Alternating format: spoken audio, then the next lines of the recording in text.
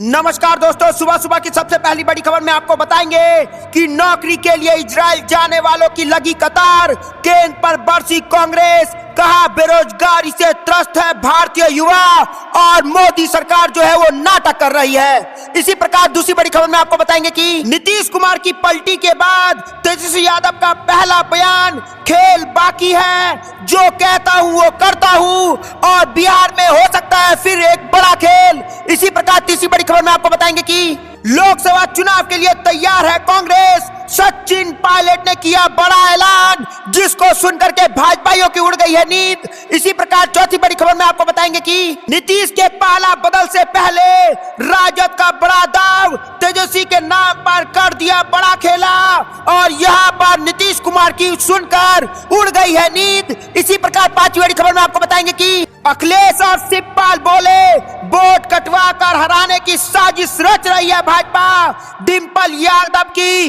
शिकस्त में अफसरों का था हाथ। जी हाँ दोस्तों, यहाँ पर भाजपा जो है वो ईवीएम के साथ तो खेल कर ही रही है, वहीं दूसरी तरफ वोटरों के जो है वो नाम भी काट रही है और वोटरों के नाम काटकर वापस भाजपा लोकतंत्र में जो है वापस अपना कब्जा जमाना चाहती है और लोकसभा चुनाव में वो इंडिया गठबंधन से डर गई है। इसी को लेकर के नीतीश कुमार को खरीद लिया और अब ईवीएम और वोटर लिस्ट में कर रही है गड़बड़ी। दोस्तों, आपको क्या लगता है कि ईवीएम और वोटर लिस्ट के बदल जाने से इस बार कुछ नहीं होने जा रहा है, क्योंकि इस बार भारत की जनता इंडिया गठबंधन के साथ खड़ी है?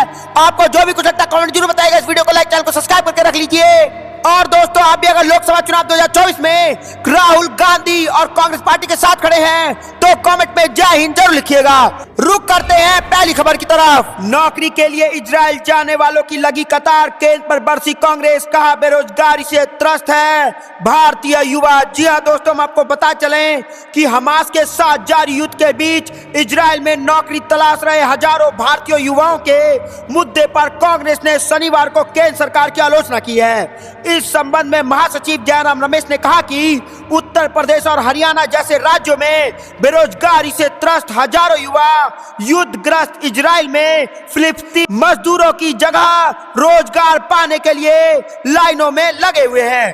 कांग्रेस नेता ने पूछा कि नौकरी के लिए इजराइल जाने वाले युवाओं की लंबी कतार लगना क्या हमारे अपने देश में बेरोजगारी की भयावह स्थिति को नहीं दिखाता है?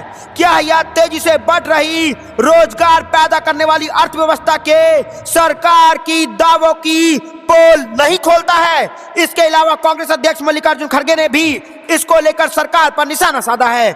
उन्होंने कहा कि ग्रामीण इलाकों में लोग संकट का सामना कर रहे हैं और इसलिए वह युद्ध के दौरान अपनी जान जोखिम में डालने को तैयार है। उन्होंने मोदी सरकार की आलोचना करते हुए कहा कि 2022-23 में ग्रामीण भारत में लोगों की दैनिक मजदूरी 212 रुपए थी, जबकि 2014 में वह 220 रुपए हुआ करती थी। तो दोस्तों, कांग्रेस अध्यक्ष ने कहा कि युद्ध के दौरान अपनी जान जोखिम में डालने को तैयार हजारों भारतीय में इजराइल में नौकरी करने के लिए इसलिए पसंद किया क्योंकि पिछले 5 साल में ग्रामीण मजदूरों की वृद्धि और कृषि दर दोनों नेगेटिव हो गया है। तो दोस्तों, यहाँ पर मल्लिकार्जुन खड़गे और कांग्रेस पार्टी ने बेरोजगार को लेकर के भाजपा सरकार को घेर लिया है और साफ साफ कह दिया है कि भारत के युवा इजराइल में नौकरी करने को तैयार हैं, लेकिन भारत की सरकार, मोदी सरकार, निकम्मी सरकार जो है वो देश में जो है युवाओं को रोजगार नहीं दे रही है। दोस्तों, आपको क्या लग रहा है कि बेरोजगारी जो है वो लोकसभा चुनाव 2024 में बड़ा मुद्दा रहेगा? मोदी सरकार को लग सकता है बड़ा झटका? आपको जो भी कुछ लगता है कमेंट जरूर बताइए। वीडियो को लाइक जरूर करिएगा।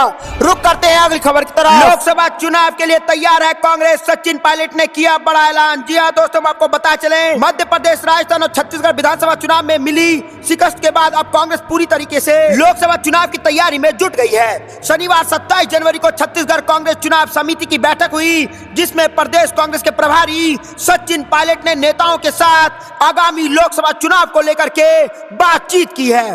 बैठक के बाद सचिन पायलट ने पत्रकारों से बात करते हुए बताया कि अखिल भारतीय कांग्रेस कमेटी 10 दिन के अंदर राज्य में लोकसभा उम्मीदवारों के नाम पर विचार करेगी। रायपुर के राजीव भवन में हुए इस बैठक बैठक में कांग्रेस ने साफ साफ कहा है कि हम लोकसभा की तैयारी में जुट चुके हैं और जल्द से जल्द प्रत्याशियों की लिस्ट को जारी करेंगे, जिसको लेकर के लोकसभा चुनाव में भाजपा को कांग्रेस घेरेगी। और जहां पर कांग्रेस ने भारत जोड़ो न्याय यात्रा निकाला है, जिससे डर चुकी है भाजपा, और राहुल गांधी मजबूती के साथ लोकसभा चुनाव में उतरेंगे। इस यात्रा को समापन करने के बाद और लोकसभा चुनाव में जो है वो जनता जो है वो कांग्रेस के साथ खड़ी होगी, और इसको लेकर के लोकसभा चुनाव में भाजपा को लगने जा रहा बड़ा झटका। दोस्तों, आपको क्या लगता है लोकसभा चुनाव 2024 में किसकी जीत होने जा रही है? कमेंट में जरूर बताइएगा। इस वीडियो को लाइक जरूर करिएगा। रुक करते हैं अगली खबर की तरफ। नीतीश की पलटी के बाद तेजस्वी यादव का पहला बयान, खेल बाकी, जो कहता हूं वो करता हूं। जी हां दोस्तों, हम आपको बता चले कि बिहार में नीतीश कुमार की पलटी के बाद तेजस्वी यादव का पहला बयान सामने आया है। उन्होंने कहा है कि जो काम पूरे देश में नहीं हुआ वो हमने किया है। उनकी तरफ से इस बात पर भी जोर दिया गया कि अभी भी खेल बाकी है, मैं कहता हूं वो करके दिखाता हूं। अब इस बयान के बड़े मायने हैं, बताने के लिए काफी है कि तेजस्वी के मन में कुछ चल रहा है। अभी भी कोई बड़ा खेल बिहार में फिर से हो सकता है। वैसे तेजस्वी का यह बयान कोई पहली बार नहीं आया है। जब से नीतीश कुमार द्वारा पलटी मारी गई है, कई मौके पर तेजस्वी ये बोल चुके हैं, और उन्होंने इससे पहले भी कहा था कि खेल होने वाला है। इस समय तो माना जा रहा था कि जेडीयू में तोड़कर वह बहुमत साबित कर देंगे, फिर लगा कि मांझी को साथ बहुमत के करीब आ जाएंगे। लेकिन जब ये दोनों विकल्प बंद हो चुके हैं, उस स्थिति में फिर तेजस्वी का बोलना कि खेल होगा सभी को हैरान कर गया है। लेकिन राजनीति क्योंकि अनिश्चितों का खेल है, ऐसे में किसी भी बड़े नाटकीय मोड़ को नकारा भी नहीं जा सकता है। तो दोस्तों, यहाँ पर तेजस्वी यादव ने वापस नीतीश कुमार को घेरते हुए बड़ा बात कह दिया है, और नीतीश के पलटी के बाद तुरंत तेजस्वी यादव ने कह दिया है कि खेल अभी बाकी है, जो कहता हूं वो करता हूं। और लालू यादव भी यहाँ पे अब जेल से बाहर हैं, और बिहार में बड़ा खेला वो कर सकते हैं। जैसे नीतीश कुमार पलटे हैं, वैसे कई दल एनडीए के भी पलट जाएंगे, और लालू यादव वापस जो है आरजेडी जो है वो सरकार बना सकती है। दोस्तों, आपको क्या कुछ लगता है कि कौन किसके पाले में आना चाहिए, नहीं आना चाहिए, और बिहार में किसकी सरकार चलनी है? आपको जो भी कुछ लगता है कमेंट जरूर बताइएगा। वीडियो को लाइक जरूर करिएगा। रुक करते हैं अगली खबर की तरफ। नीतीश के पाला बदलने से पहले राजद का बड़ा दाव, तेजस्वी के नाम पर कर दिया बड़ा खेला और कह दी बड़ी बात। जी हां दोस्तों, हम आपको बता चलें कि मुख्यमंत्री नीतीश कुमार के आज किसी भी समय इस्तीफे देने जाने के बीच राष्ट्रीय जनता दल की बड़ी रणनीति सामने आई है। आरजेडी ने बिहार में महागठबंधन की सरकार बदलने से पहले उप मुख्यमंत्री तेजस्वी यादव की ब्रांडिंग शुरू कर दी है, और बिहार के बड़े फैसले को तेजस्वी की देन बताने की कवायद शुरू कर दी है। इसको लेकर के राष्ट्रीय जनता दल ने अपनी अखबारों में फुल पेज विज्ञापन दिया है, और इसमें तेजस्वी को धन्यवाद दिया है। राष्ट्रीय जनता दल की ओर से अखबार में दिए गए विज्ञापन में लिखा है, धन्यवाद तेजस्वी, आपके कहा आपने किया, आप ही करेंगे। और राजद तेजस्वी को लेकर के बिहार भर में मुहिम शुरू कर दी है, और इसमें आगे लिखा है, धन्यवाद तेजस्वी, 4 लाख नौकरियां देने के लिए, देश में पहली बार जातीय जनगणना कराने के लिए, 75% आरक्षण बढ़ाने के लिए, शिक्षक कर्मियों को राजकर्मी का दर्जा देने के लिए, गुणवत्तापूर्ण चिकित्सा सुविधा देने के लिए, और खेलों में मेडल लाओ और नौकरी पाओ योजना लागू करने के लिए। जी हाँ दोस्तों, ये बड़ी बड़ी योजनाएं जो बिहार में है वो तेजस्वी की देन है। लेकिन यहाँ पे दोस्तों बड़ी खबर आ रही है कि नीतीश कुमार ने दोबारा पाला बदल लिया है, और इंडिया गठबंधन बनाने वाले खुद अब एनडीए में जा रहे हैं, और लग रहा है नीतीश कुमार को इंडिया गठबंधन जीत तो जाएगा, लेकिन शायद नीतीश कुमार को प्रधानमंत्री बनाया जाए या ना बनाया जाए, इसी के डर से जो है नीतीश कुमार ने पाला बदल लिया है। और जिसको नीतीश कुमार कहते थे कि यह सरकार बिहार में काम नहीं करती है, नहीं करने दे रही है, अब उन्हीं के साथ जाकर के आप सीएम बनेंगे और वापस काम करना शुरू करेंगे। अब पता नहीं उनको वो सरकार काम करने देगी या नहीं करने देगी। दोस्तों, आपको क्या लगता है कि नीतीश कुमार जो पलटू राम है, जो बार बार इधर उधर पलटते रहते हैं, क्या उनको वापस सरकार बदलनी चाहिए या उनको इस्तीफा दे देना चाहिए? आपको जो भी कुछ लगता है कमेंट जरूर बताइएगा। वीडियो को लाइक जरूर करिएगा। रुक करते हैं अगली खबर की तरफ। अखिलेश और शिवपाल बोले वोट कटवा कर हराने की साजिश रच रही है भाजपा, डिंपल यादव की शिकायत में अफसरों का काटा हाथ। जी हां दोस्तों, हम आपको बता दें कि कन्नौज जिले में लोकसभा चुनाव से ठीक पहले सपा मुखिया अखिलेश यादव ने लोगों को मृत बताकर वोटर लिस्ट में नाम हटाने का आरोप लगाया है। जो लिस्ट पिछले दिन आई है, बड़ी संख्या में ऐसे लोग के नाम काटे गए हैं जो जीवित हैं और इन सभी को मृतक बताया गया है। ऐसे में 18,000 वोटरों की लिस्ट शपथ पत्र के साथ निर्वाचन आयोग को भेजा गया है। अखिलेश यादव ने कहा कि भाजपा के इशारों पर सपा कार्यकर्ताओं व समर्थकों के वोट काटे जा रहे हैं। आरोप लगाया कि पिछले लोकसभा चुनाव में भी अफसरों ने डिंपल यादव को हराने के लिए गैंग बनाकर खूब वोट कटवाए थे। इसी बीच शिवपाल ने भी अखिलेश यादव के बयान का समर्थन किया है। उनका कहना है कि जिनके नाम काटे हैं उनकी सूची निर्वाचन आयोग को भेजी जा रही है। तो दोस्तों, यहाँ पर नौजवानों को साधते हुए अखिलेश यादव ने कहा कि अग्निवीर योजना छलावा है। भाजपा के लोग ने सर्वे कराया, उसमें पाया कि सेना में गांव के गरीब, पिछले, दलित बिरादरी के युवा ज्यादा जाते हैं, इसलिए अग्निवीर योजना लाई गई। इसमें पिछड़े दलित को सरकारी नौकरी से दूर रखा जा रहा है। इसलिए गणतंत्र दिवस पर समाजवादी पार्टी ने संकल्प लिया था कि इस योजना को खत्म करवाएंगे ताकि गांव में खुशहाली आए। तो दोस्तों, यहाँ पर अखिलेश यादव ने जो है भाजपा सरकार को घेर लिया है। और सिर्फ अखिलेश यादव ही नहीं, चाचा शिवपाल ने भी बोला कि वोट कटवा कर हराने की साजिश रच रही है भाजपा और ये बड़ा खेल कर रही है भाजपा। दोस्तों, एक तरफ जहां ईवीएम में घोटाला करती है भाजपा, वहीं दूसरी तरफ आप वोटर लिस्ट में से लोगों के नाम ही काट रही है और सिर्फ भाजपा के कार्यकर्ताओं के ही नाम रहेंगे, तो आखिर जीतेगा कौन?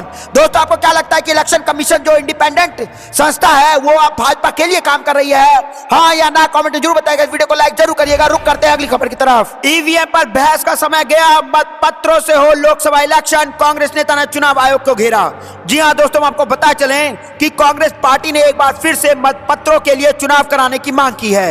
इंडिया गठबंधन कांग्रेस के अध्यक्ष सैम पित्रोदा ने गुरुवार को कहा कि लोकसभा चुनाव में मतपत्रों का इस्तेमाल किया जाना चाहिए। उन्होंने कहा कि इस बात पर बहस करने का समय खत्म हो गया कि ईवीएम को हैक किया जा सकता है कि नहीं किया जा सकता। संवाददाता सम्मेलन को संबोधित करते हुए पित्रोदा ने कहा कि चुनाव आयोग ने ईवीएम और वीवीपैट के बारे में उठाए गए सवालों का जवाब नहीं दिया है।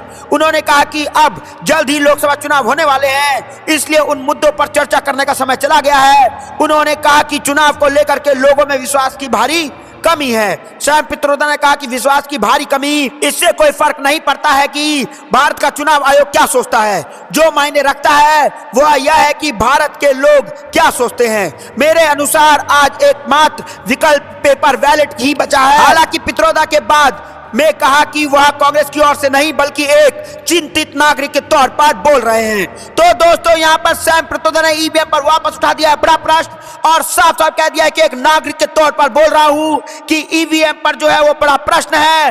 और जब लोग चाहते हैं कि मतपत्र से चुनाव हो, तो आखिरकार मोदी सरकार और इलेक्शन कमीशन ईवीएम से ही क्यों कराना चाहती है चुनाव?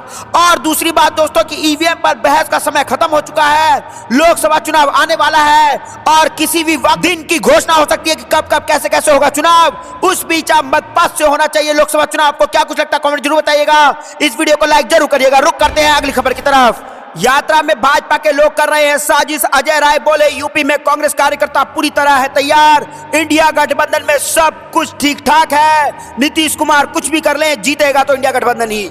जी हां दोस्तों, हम आपको पता चले कि उत्तर प्रदेश कांग्रेस कमेटी के प्रदेश अध्यक्ष अजय राय ने कहा कि राहुल गांधी की भारत जोड़ो न्याय यात्रा के खिलाफ भाजपा के कार्यकर्ता साजिश रच रहे हैं। इसी साजिश में बीजेपी के लोग शामिल हैं और उत्तर प्रदेश कांग्रेस कमेटी के प्रदेश अध्यक्ष अजय राय ने कहा कि राहुल गांधी की भारत जोड़ो यात्रा के खिलाफ भाजपा के कार्यकर्ता साजिश रच रहे हैं और राहुल गांधी पर बार बार भाजपा के गुंडे जो हैं वो हमला कर रहे हैं। लेकिन राहुल गांधी रुकने वाले नहीं हैं और भाजपा की इतनी हिम्मत है नहीं जो राहुल गांधी को रोक पाए। दोस्तों, अजय राय ने आगे कहा कि राहुल गांधी को उनकी यात्रा में अपार जन समर्थन मिल रहा है।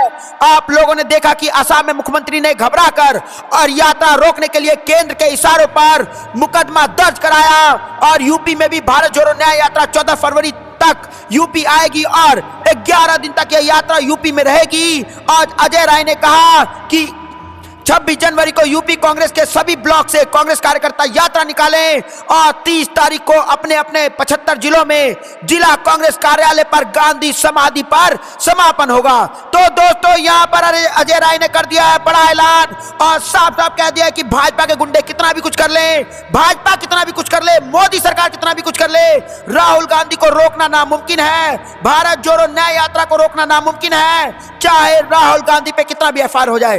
दोस्तों आपको क्या लगता है कि राहुल गांधी की इस यात्रा को रोकना नामुमकिन है, चाहे भाजपा अपनी कितनी भी ताकत लगा ले? हाँ या ना कमेंट जरूर बताइएगा, इस वीडियो को लाइक जरूर करिएगा। रुक करते हैं अगली खबर की तरफ। नीतीश की वापसी से पहले चिराग मांझी ने रखी शर्तें, एलजेपी का सीटों पर समझौते से इनकार, हमने 2 मंत्री पद मांगे। जी हाँ दोस्तों, हम आपको बताया चले कि नीतीश कुमार की एनडीए में वापसी कराने के बाद अब बीजेपी बिहार में अपनी सहयोगी पार्टी को साधने में जुटी हुई है। 27 जनवरी यानी बीते शनिवार को दिल्ली में गृह मंत्री अमित शाह और भाजपा के राष्ट्रीय अध्यक्ष जेपी नड्डा ने लोक जनशक्ति पार्टी के राष्ट्रीय अध्यक्ष और सांसद चिराग पासवान से मुलाकात की। इस दौरान चिराग ने नीतीश को लेकर के अपनी राय रखी। एलजेपी के सूत्रों के मुताबिक पार्टी चाहती है कि बिहार में एनडीए का कॉमन मिनिमम प्रोग्राम बने और उसी के आधार पर सरकार चले।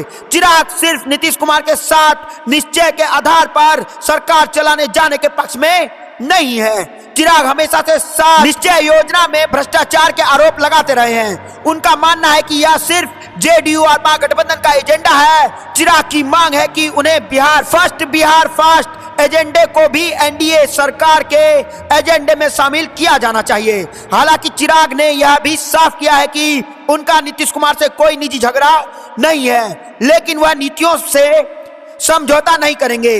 अगर नीतीश कुमार जिद पर ना अड़े तो एक प्लेटफॉर्म पर आने में उन्हें दिक्कत नहीं है। इतना ही नहीं, चिराग ये भी चाहते हैं कि जेडीयू के आने के बाद भी उनके कोटे की सीटों की संख्या कम ना हो। तो दोस्तों यहाँ पर माना जा रहा है कि नीतीश कुमार वापस एनडीए में आ तो गए हैं, लेकिन नीतीश कुमार पर किसी को भी भरोसा नहीं है, क्योंकि जब तक नीतीश कुमार सीएम बने रहेंगे तब तक साथ रहेंगे। जैसे ही उनको सीएम से हटने की बात कही वापस पलट जाएंगे। दोस्तों आपको क्या लगता है कि देश में पहला नेता है जो इतना पलटता है वो नीतीश कुमार है? आपको जो भी कुछ लगता है कमेंट जरूर बताइएगा, इस वीडियो को लाइक जरूर करिएगा।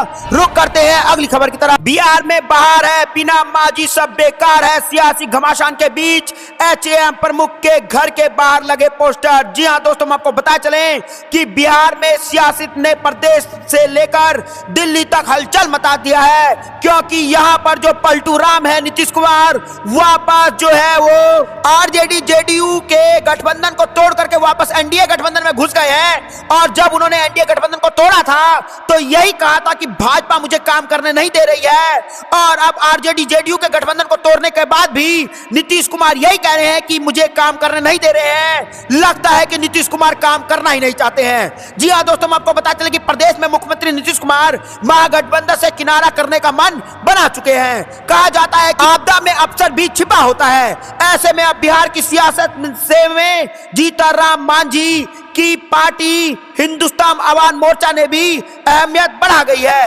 और यहाँ पे जो है वो हम के संयोजक जीतनराम मांझी ने साफ साफ कहा है कि अगर हम नहीं होंगे तो कोई पार्टी की सरकार नहीं बनेगी, और जीतनराम मांझी को भी अब एक सीट चाहिए।